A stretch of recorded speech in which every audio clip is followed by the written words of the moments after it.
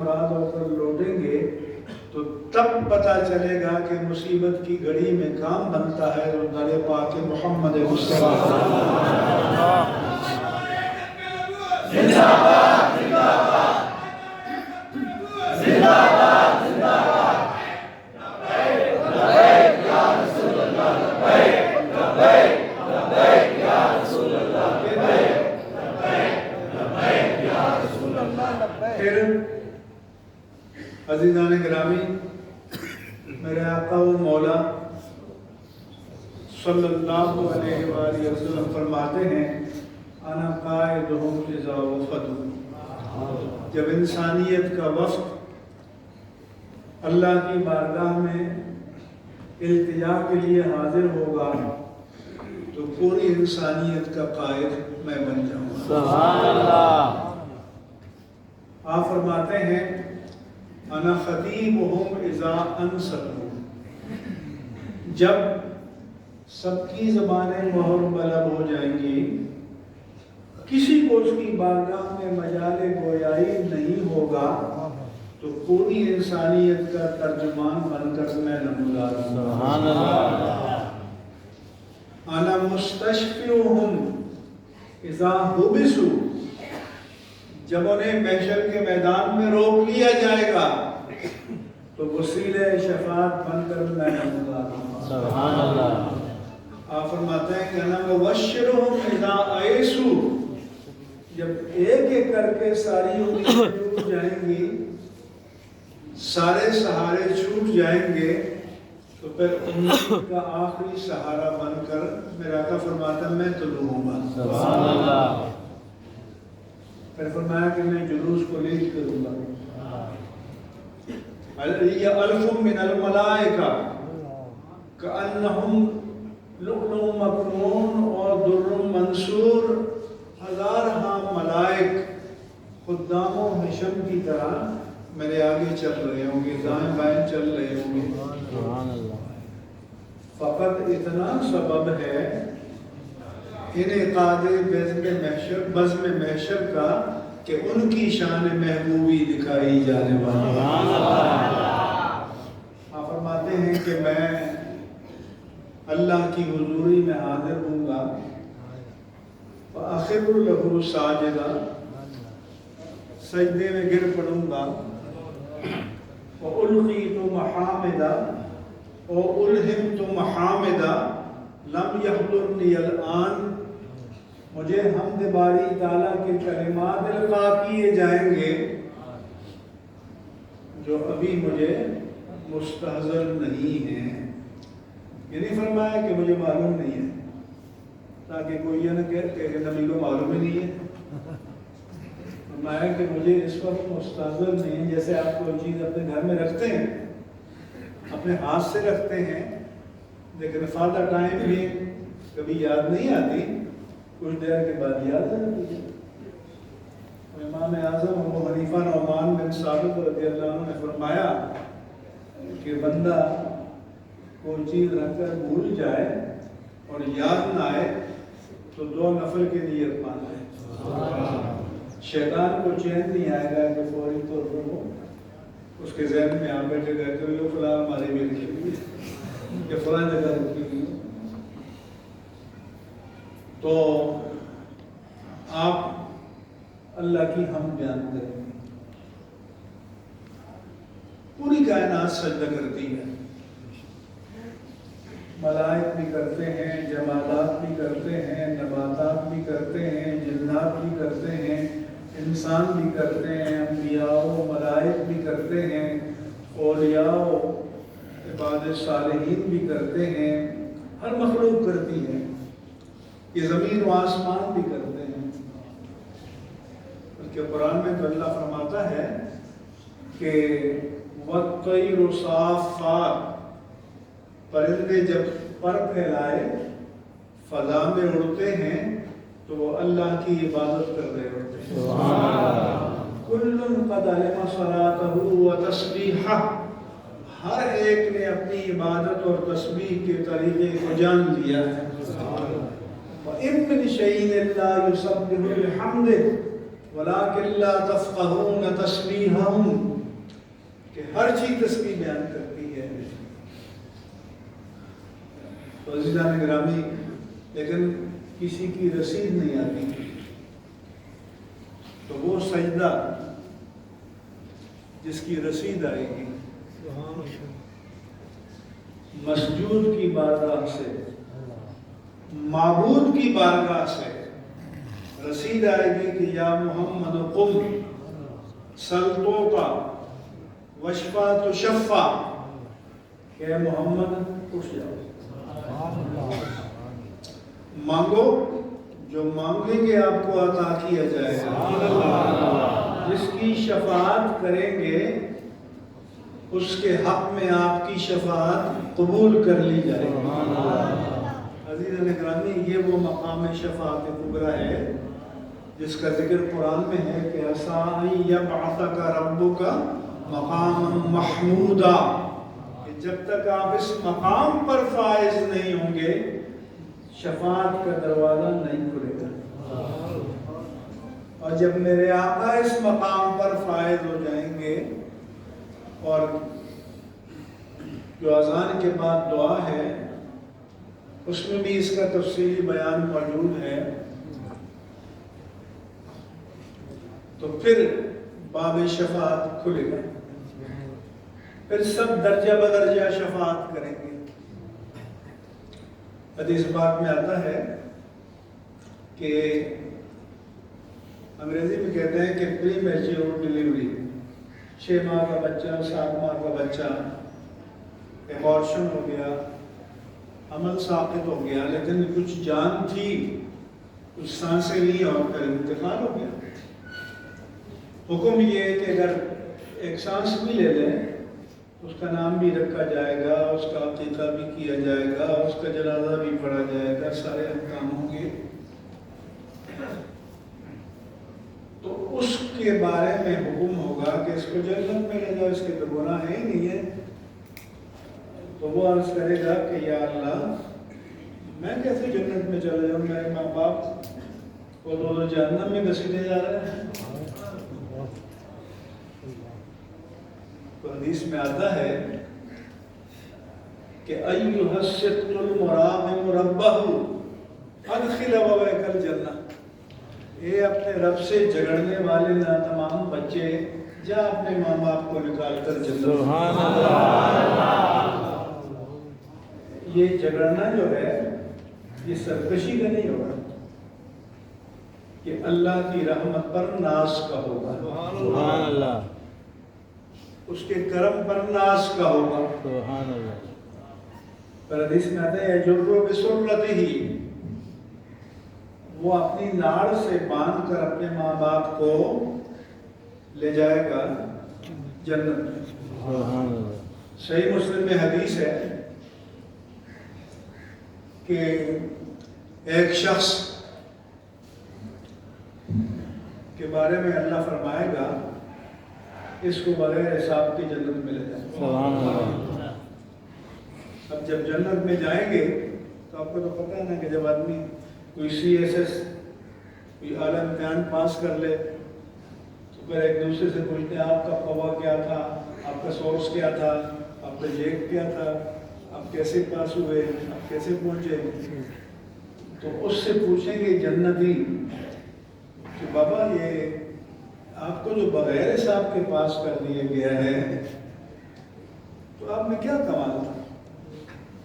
وہ کہے گا میں تو نارمل بندہ تھا. نارمل ہماری طرح نہیں کہ فرض نماز بھی نہ پڑھے، فرائض بھی ادا نہ کرے، نہیں، فرائض کو ادا کرتا تھا، واجبات کو ادا کرتا تھا، سنن و مستحبات کو ادا کرتا تھا، لیکن تو غیر معمولی نہیں تھا. تو میں کاروباری آدمی تھا، میرے ریکوری انسپیکٹر تھے، عملہ تھا، وہ لوگوں سے جو مارکیٹ میں میرے کریڈٹ ہوتا وصول کرنے جاتا. تو زمانے میں آپ کو پتہ ہے کہ سونے چاندی کے سکے ہوتے تھے، جیسے 24 کیرٹ کا، 22 کیرٹ کا، 20 کیرٹ کا، 18 کیرٹ کا. تو میں اپنے بندوں سے کہتا کہ انذر الموسر، اگر کوئی تنگ دست تم سے مہلت مانگے تو مہلت دے دینا کہ میں نہیں دے سکتا۔ وَأَتَجَوَّزُ عَنِ الْمَيْسِرِ، اور کوئی مالدار کوٹا دے دے، وہ تو سب نے کہا میں نے بیوقوف بنایا، لیکن تم چشم پوشی کر لیا کرو، آنکھیں بند کر کے لے لیا کرو۔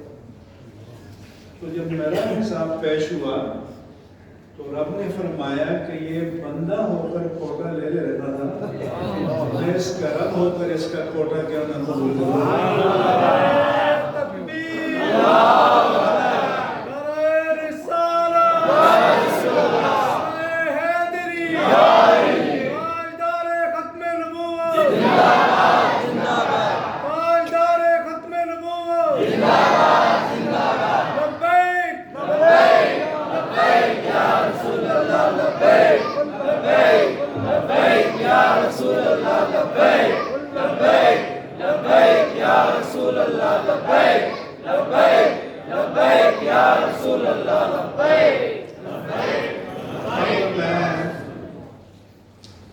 آخری بات، ہمارے جو علماء ہیں، حضرت بیٹھے ہیں، حضرت بیٹھے ہیں، اور ہم اہل سنت فضائل سن کر خوش ہوتے ہیں، نعرے لگاتے ہیں، کیا خیر ہے، سیر و خون بڑھ جاتا ہے، خوش ہوتے ہیں۔ اور ہمارے جو پروفیشنل واعظ اور خطباء ہیں وہ ایسے ہی خطابات کرتے ہیں تاکہ آپ خوش ہوں، نعرے لگائیں، نوٹ پھینکیں، واہ کریں۔ یہ بابا خادم حسین یہ نہیں کرتے تھے۔ بات سمجھ میں آ رہی ہے؟ تو یہ جو بابا خادم حسین نے کرن بھرا ہے، یہ فضائل بیان کر نہیں ہے، مسائب بیان کر کے کہ صحابہ کرام کن راہوں سے گزرے، وہ یہ بیان کرتے تھے کہ یہ دین ہمیں کن راہوں سے ملا ہے۔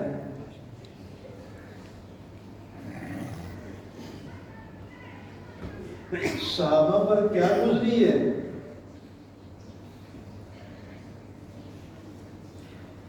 ایک صحابی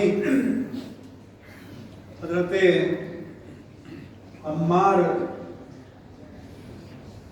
کی والدہ کو شہید کر دیا،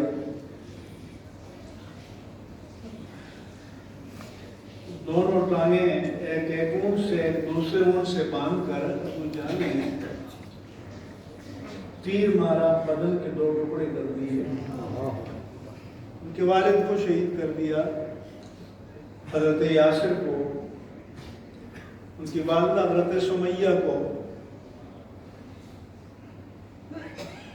اب ان سے کہا کہ بھی تم معاذ اللہ نبی کی شان میں نازیبہ کلمہ پڑھو۔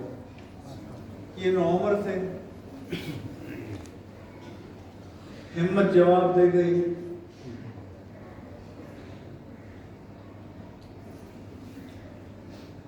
حضور کو اطلاع ملی کہ عمار نے تو ایسا کلمہ کہہ دیا ہے۔ اتنے میں عمار روتے ہوئے حضور کی بارگاہ میں گئے کہ یا رسول اللہ عذر ہو گیا۔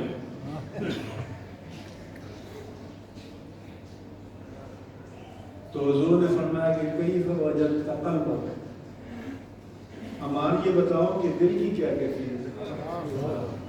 انہیں عرض کیا مطمئن بالایمان، ایمان پر مطمئن ہے۔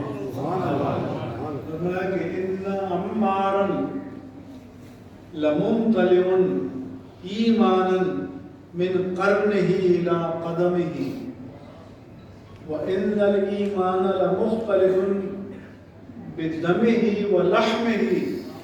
میرے آقا نے فرمایا کہ میں گواہی دیتا ہوں کہ عمار کی چوٹی سے کے بال سے لے کر پاؤں کے تلوے تک اس کا انگ انگ رواں رواں ایمان سے بھرا ہوا ہے۔ سبحان اللہ۔ اس کے ہر بنے منہ میں، ہر قطرہ خون میں ایمان رچا بسا ہے۔ سبحان اللہ۔ فرمایا نعدو فعود، اگر ایسا مشکل وقت آئے تو عمار ایسا کرنا۔ لیکن ایک اور صحابی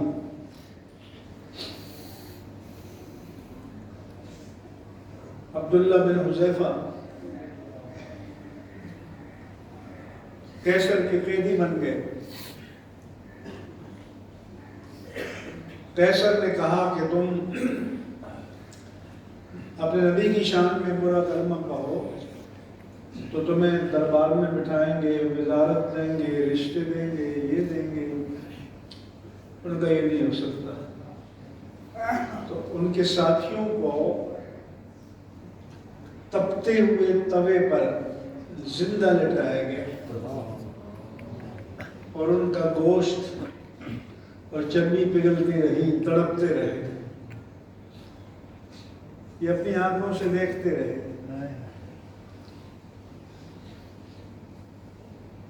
اب اس نے کہا قیصر نے کہ اب اس کو چڑھاؤ۔ ان کی آنکھوں میں آنسو آ گئے۔ قیصر نے سمجھا کہ اب اس کی ہمت جواب دے گئی کہ اب نبی کی توہین کرو گے؟ اس نے کہا تم غلط سمجھے،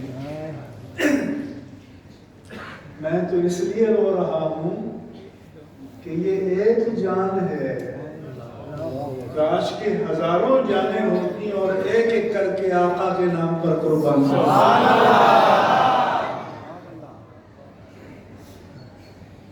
جب اس حوصلے کو دیکھا تو اس نے کہا چلو میں تمہیں چھوڑتا ہوں، میرے پیشانی میں بوسہ دو۔ انہوں نے کہا میں تب دوں گا تو میرے سارے ساتھیوں کو چھوڑو جو بچ گئے ہیں۔ اس نے کہا ٹھیک ہے۔ جب وہ ساتھیوں کو لے کر واپس مدینہ منورہ گئے تو حضرت عمر فاروق ان کے استقبال کے لیے راستے میں آئے اور فرمایا کہ حق علی کل مسلم ان یقبل رأس عبداللہ ابن حذیفہ، ہر مسلمان پر واجب ہے کہ عبداللہ بن حذیفہ کی پیشانی کو بوسہ دے، سب سے پہلے عمر دیتا ہے۔ سبحان اللہ۔ تو میرے عزیزو، ایمان طائف کے بازاروں سے گزر کے آیا ہے۔ ایمان کے سفر میں ہجرت کا سفر آتا ہے۔ حضور نماز پڑھاتے ہیں تو اجڑی ڈال دی جاتی ہے۔ بدر کا میدان آتا ہے، احد کا میدان آتا ہے، تبوک کا میدان آتا ہے، خیبر آتا ہے۔ علامہ خادم حسینی یہ بیان کرتے ہیں جو میں نے آخر کا کلپ میں نے ایک جگہ سنایا، ان کا کہ منافق کو چین نہیں آتا۔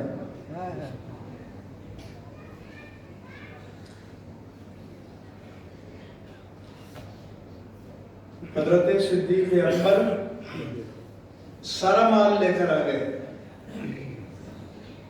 تو منافقوں نے کہا یہ تو ریاکاری کر رہا ہے۔ ایک انصاری صحابی ابو عقیل رات بھر یہودی کی مزدوری کی، 2-4 کلو کھجوریں ملی، 2 گھر پر نہیں اور 2 لا کر حضور کی بارگاہ میں پیش کر دی۔ بہت مشکل وقت تھا تو منافق کو نے کہا کہ ذرا بتاؤ یہ 2 کلو کی اللہ کو ضرورت ہے؟ وہ بھی گوارا نہیں ہوا۔ تو علامہ خادم حسین نے کہا کہ منافق کو نہ یہ گوارا نہ وہ گوارا، منافق کو نہ جناب صدیق کا ہی سال گوارا اور نہ جناب انصاری کا یہ فخر گوارا۔ کامیابی مل گئی تو کہتے ہیں 21 کروڑ روپے لے لیے۔ تو اس لیے آپ بھی سیرت پڑھیں صحابہ کرام کی، آپ بھی سیرت مصطفیٰ پڑھیں۔ تو تب آپ کو پتہ چلے گا کہ یہ اسلام کی دولت ہمیں کیسے ملی ہے، کن راہوں سے چل کر آئی ہے۔ تو عزیزان گرامی، آپ حضرات کا شکریہ، آپ نے میری گزارشات چند باتیں سنی۔ اللہ تعالیٰ آپ کو برکات سے نوازے، دین سے جڑے رہیں، علماء سے جڑے رہیں، علامہ خادم حسین رضوی کی فکر سے جڑے رہیں انشاءاللہ، اور اللہ تعالیٰ دنیا میں پھر دکھا دیں گے۔ ان کا جنازہ سب نے دیکھ لیا کہ کس طرح انسان کھینچے چلے آئے۔ یہ ہمارے علماء، یہ سارے ہمارے علماء، طلباء، کسی نے نہ مجھ سے پوچھا نہ مجھے بتایا، جیسے جس نے سنا، کوئی بائی روڈ چلا، کوئی بس پر، کوئی کوچ پر، کوئی گاڑی لے کے، کوئی بائر، 12,000 کا ٹکٹ ہماری لائن والوں نے 50,000 کا بیچا ظالموں نے، لیکن لوگ پھر بھی جنازے میں شرکت کے لیے جائے۔ تو اس سے پتہ چلتا ہے کہ جو من کان للہ کان اللہ لہ، جو اللہ کا ہو جاتا ہے اللہ اس کا ہو جاتا ہے، اور نبی کا ہو جاتا ہے نبی اس کا ہو جاتا ہے۔ ما علیہ الا البلاغ۔